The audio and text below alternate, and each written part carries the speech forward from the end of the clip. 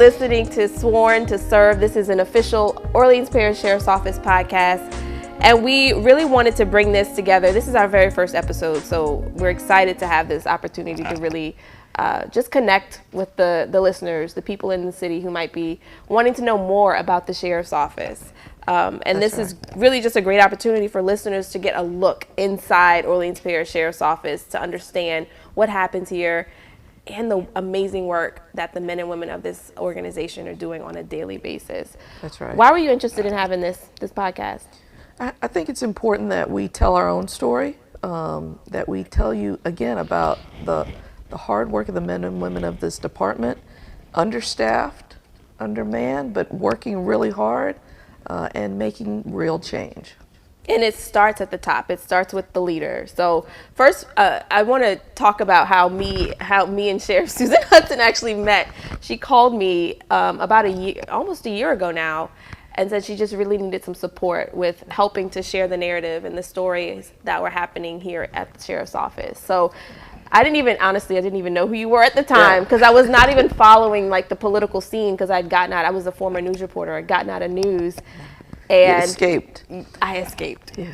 And then we drove you back in because it's really important. Perception is reality. And so you have to be able to tell your own story. In this day and age, you have to tell your own story on several different types of platforms.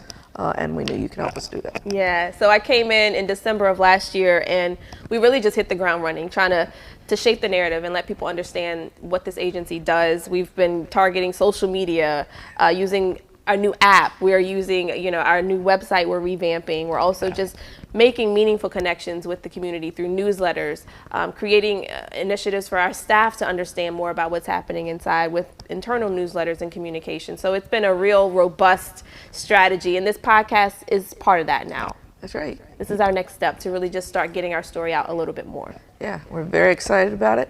We're going to over-communicate for the rest of 2023 Y'all and all through. Tired of us. That's right. We're excited. But yeah, so let's start first at the top. Let's talk about you just a little bit to let people know a little more about yourself, your background that led you to becoming sheriff. How, and first of all, why? why would you even decide that sheriff's office is where I want it to be? It was a whole journey to get here. And if you are a person of faith, you believe that your steps are ordered. So ordinarily I wouldn't get up here and talk about me, but my faith, my steps being ordered to this moment in time to make this change, I do believe our Creator moved me to be here. So I'm here to do a job, a very important job, to challenge these systems that have been inequitable for many, many hundreds of years, not just decades. So we have to do better, and that's why I got into this role and took on this really big job to make real change. Yeah, and you're leading an agency of more than 700 people now, because we've gotten a huge influx of new staffing who've come on board to support this mission. But you're leading it as a Black woman, the first Black woman elected sheriff in the city of New Orleans, and the first Black woman elected sheriff in the state, That's and the first woman in New Orleans. But what does that mean? What did that mean to you at the time? Did that seem like a big, overcoming? Did it seem like something that was a shift in the atmosphere at the time? Or did it seem like you were just stepping here to do your job? To be honest with you, you don't really, if you're in the middle of a campaign, you're really just hustling all the time. You're meeting as many people as you can, getting around the city. But this question kept coming up. And it really didn't hit home until after I had won. And the day after the election, I went to church, went to Pastor Michael Raymond's church, Shiloh Baptist, just to celebrate. And there were a number of little girls there in their children's ministry. And he looked at them and he said, you know what? Because this woman kicked this door down, now you could be the next sheriff, or you could be the next sheriff. And that was really powerful. It didn't really hit me until then, but of course I got attacked during the campaign because I am a woman, and a Black woman at that. And African American women know what happens when we rise into powerful positions. We're attacked because we want real change, and we're trying to do real work. So all of that experiences come to bear in these positions, and you have to be ready for it. And we know you're not a traditional sheriff in the sense that you don't have a real law enforcement background. You were a prosecutor and a defense attorney. You were former police monitor for the New Orleans Police Department. As the police monitor for 17 years in 3 different cities, I got to see policing from a whole different perspective, including during the time of George Floyd. And after George Floyd's murder, everybody knew we had to make changes. And I also, at that time period, and again, we talk about our steps being ordered, I had taken some leadership classes that talked about pushing the envelope and turning up the heat on these systems that just were intractable and would not change. And so that was huge. I had been in police monitoring, again, for 17 years, and I made recommendations. But those recommendations could be agreed to or not, depending on what the head of the organization decided. I decided, well, I'm going to be that head of the organization instead. So I'm going to make the decision. So I know what needs to be reformed. I know what type of accountability measures we need. I'm going to put those into place. I'm not going to ask anybody to do it. I'm going to do it. Yeah. And what are some of the things that you've actively hands-on been able to do since being in this office to change those systems? First thing is we have been in a consent judgment for 10 years before I took office. And we are a little over halfway in substantial compliance with it. You have to be really in full compliance to get out of it. So 10 years in, we're only a little over halfway in compliance. So one of the first things we did at the end of last year was create the Compliance and Accountability Bureau, which is the leadership to help us comply with the consent judgment. First of all, you have to make sure everybody knows what it says. Mm-hmm. Second, you have to operationalize it, and then you got to measure your success. So that's a huge shift for us, and one of the biggest parts of becoming a constitutional jail. When you talk about the consent judgment, some of the listeners may not even understand what that means. Why are we in a consent decree, and what does that mean for the agency?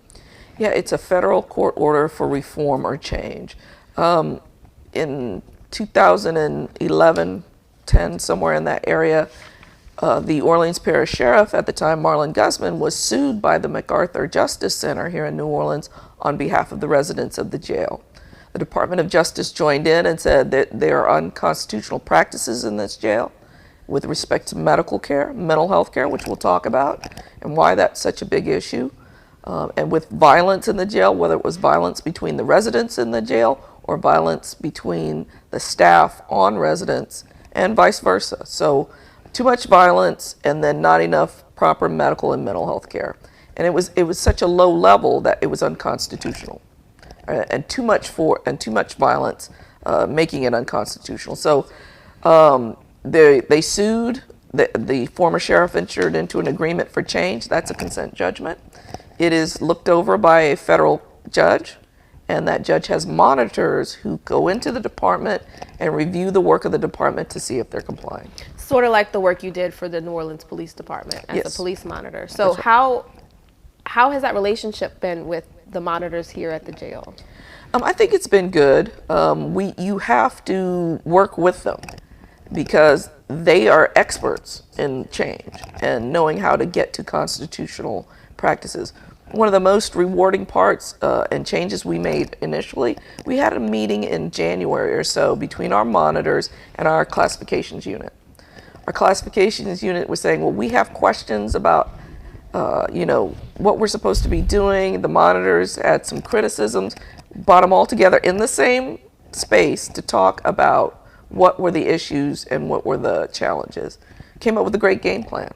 We were able to really make strides in classifications, which is one of the most important parts of the consent judgment, and that is where we house people. To house people in a safe manner, you have to know, do they have enemies? Do they have medical conditions? Do they have mental health conditions? So you have to put them in the right space. So that's the key start in keeping a safe jail. So at the point when someone enters the jail, they are questioned, for those who are listening, to understand some of these key factors about where they should be housed. Should they be in a high security area? Or should they be in an open forum tier or a pod that is more closed off, where they're in single cells? That's right. And those things play heavily into the safety in the jail. Yes, very well said. One of the biggest issues, which everybody in New Orleans will understand, is if you're from a different neighborhood or a different ward, say you're from the West Bank versus the Magnolia, the old Magnolia, those groups don't get along together. That's an issue that is unique to New Orleans, and we have to factor that into how we house people. So just a number of different issues. And you also might have in the jails someone who's been a victim, whose family member has been a victim of someone else who's also housed in the jail. So right. those are all things that are considered. So I wanted to shift gears a little bit because we kind of talked on this a little bit, but the violence in the jail has increased in recent weeks.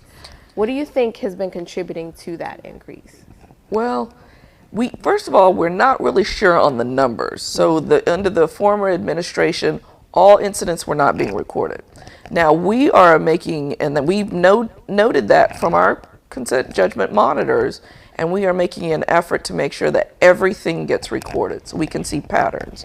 So we are recording more, but yes, there has been violence as the population continues to rise. So we are at a full limit, and we just cannot take really any more people. And so now I'm working with our jail, a newly created jail population management unit, which we can talk about more, to bring down that number. We're trying to get to 800. That's really 800 and below. So that's something really key. But there are a number of factors that drive up the violence. Population is a big one.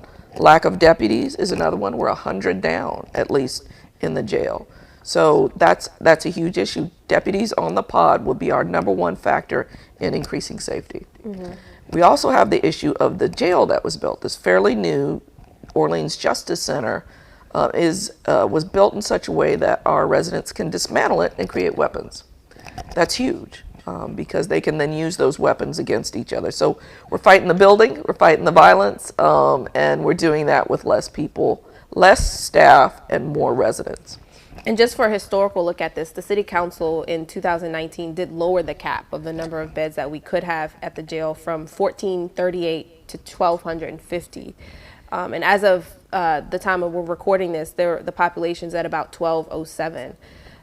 And, you know, just months ago, we were at about 800 or 900 people where you're saying we want to be. So what are some of the things that are contributing to that increase in the population? We had a spike in violent crime and a number of really high-profile incidents and that caused an outcry in our community. And they were terrible incidents in which people were getting hurt and getting killed. And I think that has caused the criminal justice system to step back a little bit from the progressive approach it was taking to making sure we get the right people into custody. Mm-hmm. And so now I think you've got prosecutors being more cautious about bail amounts, judges doing the same thing. The commissioners set bail a lot of times. And sometimes we have bail set at such a rate that people just can't afford to get out of jail. There's no way you should be in jail just because you cannot afford to get out. The bail is supposed to be set so that people are able to get out on bail if they're eligible. And there are assessments that are done pre-trial to look at people's risk levels. Mm-hmm. So we're letting the right people out and we're keeping those who make us unsafe here in the jail. So a number of factors are going on right now. And then what about the way people are being charged? Some people, I understand, could be summoned to come to court. That's right. Rather than being put in jail. Yeah, of our 1,200 or so population, probably between 700 and 800 are here for violent offenses or gun offenses. The others, 400 or so, a lot of them are state misdemeanor charges. Now, years ago, the City Council also passed an ordinance asking NOPD to issue summonses, municipal summonses, to the majority of people that they can so that we keep the jail population down. But we are seeing more state misdemeanors, which causes them to be held here at the jail and is also causing our population to rise. So with our jail population management unit, we're drilling down on the data. Mm-hmm. We're looking at who could be eligible to get out of here and how can we work with our partners in the system to do things like issue more municipal summonses and talk to the commissioners about the risk assessment tools that they have to set bail at a reasonable level. And the Chief of Corrections, Deborah Hammonds, she has been working to actually get people moved to other facilities. That's right. How is that helping to address? the population? Well, it's important. You have some folks in here who are here for really serious offenses and are probably going to the state penitentiary and for many, many years. And so they don't have anything to lose. And so in here, sometimes that causes behavioral issues in which they're not really happy about being confined, but they don't have anything to lose. So a lot of anger inside, you're trapped in this space. It causes some behavior that makes others unsafe. And there'll be ringleaders a lot of times in trying to destabilize a pod or parts of the jail. So when that happens, we have to identify who those folks are. And right now, Chief Hammonds and former warden Dr. Bergden have identified around 200 or so of our 1,200 residents who are kind of instigating things. And so we take the top numbers of those who are causing the most issues, such as the fires or other unrest that's going on, and then we find a place to move them so that we can kind of dissipate some of that negative energy. And it's been very helpful. And that happens in every jail, by the way. In fact, we worked with Tangipahoa to swap some residents because they had some they wanted to remove, and we had some we needed to remove. So some of the ones who've been removed, there may be questions about how are they going to get back here to go to trial if they are being housed somewhere else? We have a transportation unit, and we have an investigative services bureau that goes out, we get them, and we bring them back to court and take them back to the location. So that's a fairly routine matter. We do that anyways all week long. We go pick up people from other jurisdictions, bring them back here for their trials here or issues here, and take them back. So it's a routine matter, and it's something that we do all the time. And just for some more reference there, we have 10 transport deputies who in the past week have transported in the past 5 weeks have transported 2,100 residents to magistrate court for first appearances. Now that equates to about 370 to 450 residents a week that are being transported back and forth to court. So that's a lot of work and a lot of manpower that it's taking to do those things. Yeah, transportation is a big part of what we do. We need reliable vehicles to do all that and post-certified deputies to manage that. And if we can get much less, a very much smaller number of people going to court on these misdemeanors, state misdemeanors, that would be huge for us. We can then use our transport for the more serious issues. And Phil to mention, they're also transporting people to hospital visits or doctor's visits to continue any care that they may need. Yeah, and I look forward to in the future telling the stories of some of our residents. Mm-hmm. It's very compelling. But one of the things we know about our jail is that it's full of people who have experienced trauma, have a mental health diagnosis, and or an addiction. And sometimes all three together because they go hand in hand. And addiction wrecks bodies. So we have a very sick population that we have to medically deal with. And that's one of the biggest parts of our consent judgment is making sure they get quality health care. So we have to get them all over the place. We have people who are in rehabilitative units or need to be get to dialysis or specialty care. We have to give mammograms and other preventative care to those in our custody. So it's a huge operation. Yeah, and one of our goals through this podcast is to really allow you and the listeners to hear from you related to things that are happening, as they're happening. Just this week there was an incident where a man who was being brought in for a bond surrender by a bounty hunter was seen running from the property. I think some of the staff actually saw this happening, but was kind of unsure because there's a lot of stuff that happens in this parking lot. People may not realize it's a very busy corner of the city, and this parking lot always has something going on. People are out there shooting videos in the parking lot, doing all kind of stuff. So, we saw someone running from the parking lot, not really realizing what it was until later we found out that there was someone who was being brought in for a bond surrender and evaded deputies as well as the bounty hunter who was escorting him in. There may be people in the city around in this corridor and people who live right near here who would be of alarm to know that someone who was being taken into jail was running free. Right. What would you say to them? Well, I think the first thing we have to understand is there was not any court order in effect ordering that person to be in our jail. He had been ordered out on bond and ankle monitor, so he was out there lawfully. The bonds people did a great job of monitoring this gentleman and realizing that he was tampering with his ankle monitor. So they were monitoring him closely. We exactly want them to do that, and we want to support them in that work. But when they brought him in, we don't know what the issue is. They're sitting there in the lobby and waiting to be seen, and they have this person in custody. He's not in our custody. That is a public space there. At the time they get up to go give him officially to us and surrender him, we put our handcuffs on and take off the bail bonds handcuffs. Before we can even do that, we had just gotten the paperwork literally in the deputy's hands, and the gentleman ran out the door. So again, not wanted, no court order to hold him. So we are, don't even know what the situation is. We didn't even know his name or anything at the time. Yeah. The deputy had just gotten the paperwork. But what we realized after we triaged this and looked at this issue is we have to work with our bail bonds people. They're doing exactly what our community wants them to do. Actively monitor folks. And when they come in, we're not going to have them come to the lobby anymore.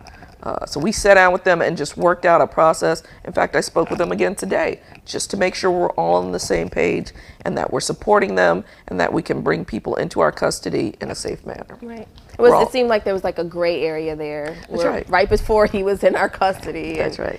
That's right. So we just want to make sure we're doing better. We don't want them to sit in the lobby or have to wait. We want to get them in here quickly, surrender them, and let them go back to their work.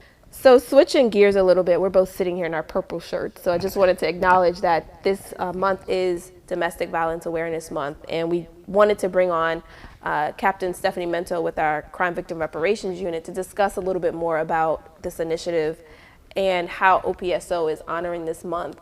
So welcome. Thanks for being here. Thanks for having me. Thanks for having me, Sheriff.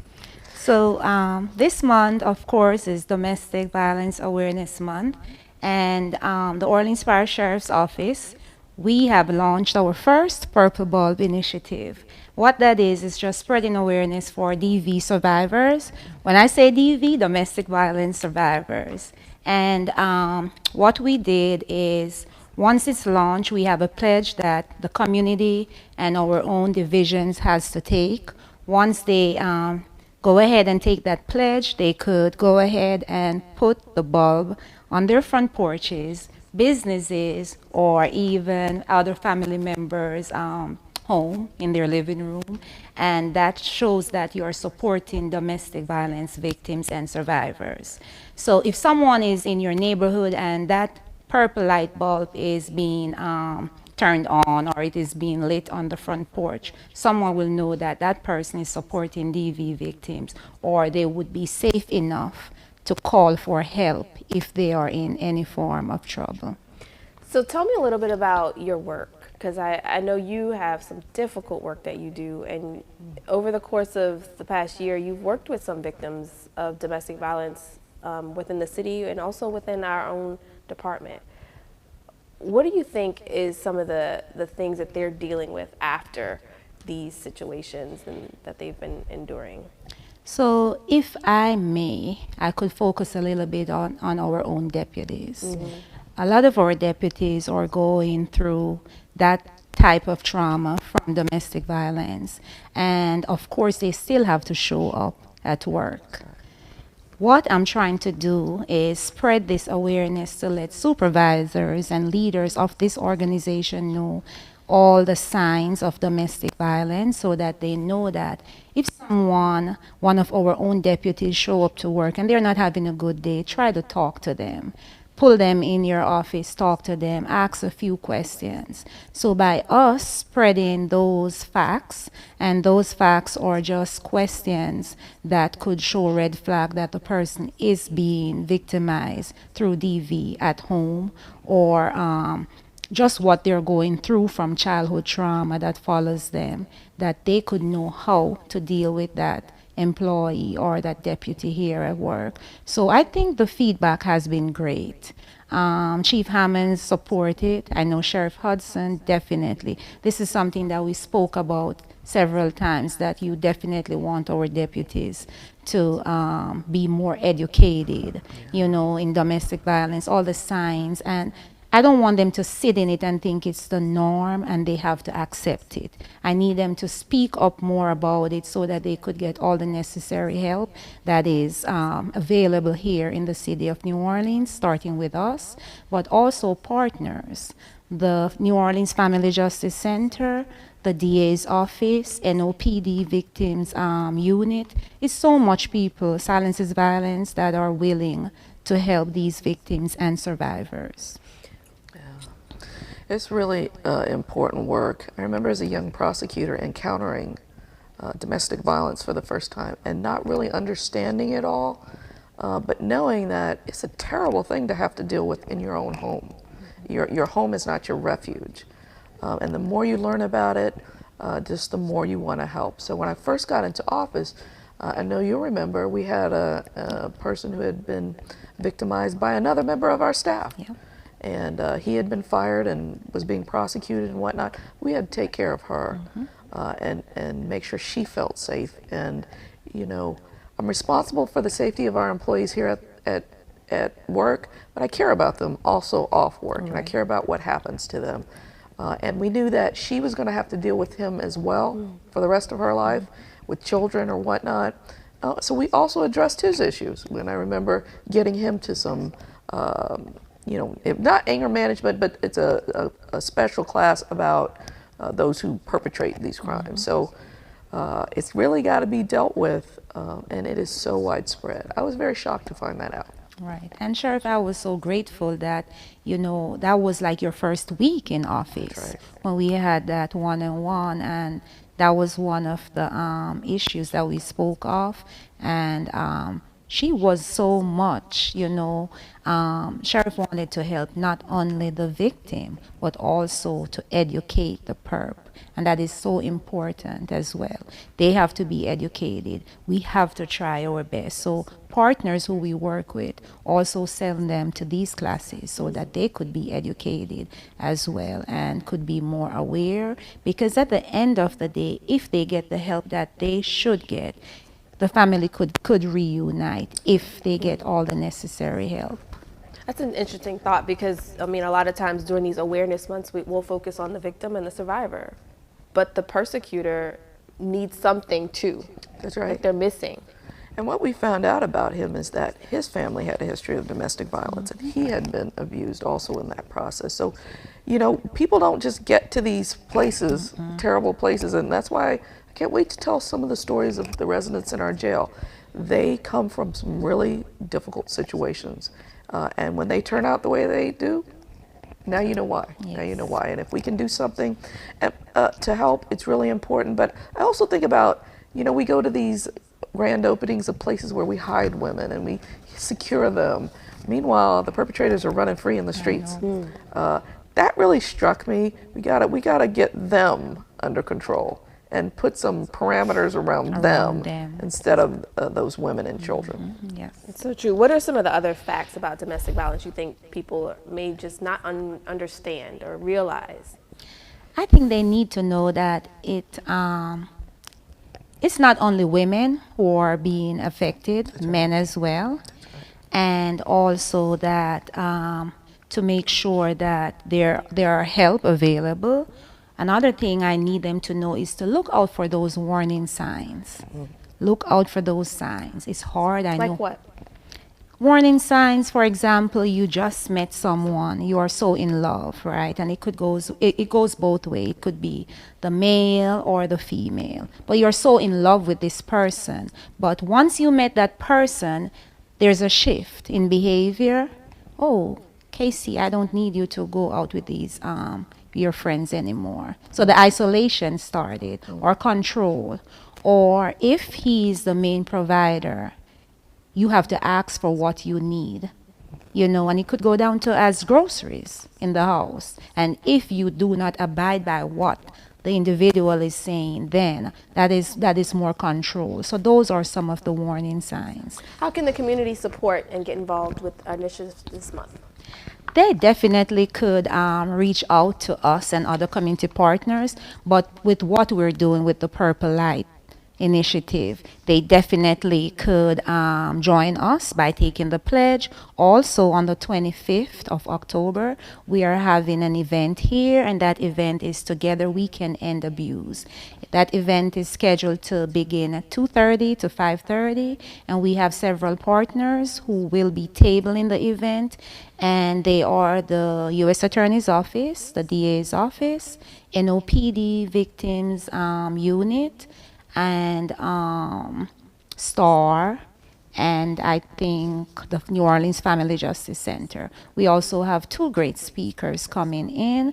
Thanks, Sheriff Hutson, to allow that to happen as well, because these stories that these speakers will be dropping, that will be mind-blowing, because it is something that will teach all people who are suffering from DV how to let the layers off and to let you know what trauma is and how it affects you from a young age, and you take it over in adulthood.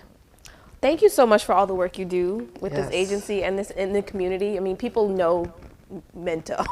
Minto is someone who's out there consistently, just pounding the pavement, just helping so many victims of crime in our city. And we applaud you. We thank you so much for Thank taking some you. time to come up here and talk to us too. Thank you. Sheriff, we're wrapping up. Do you have any last words you'd like to share with our audience? I want to again thank the men and women of this department. We are 24 hours a day, 7 days a week, and we have a tremendous responsibility. And people like Captain Minto doing their job to the best of their ability and just over and above. We know a lot of these victims and survivors.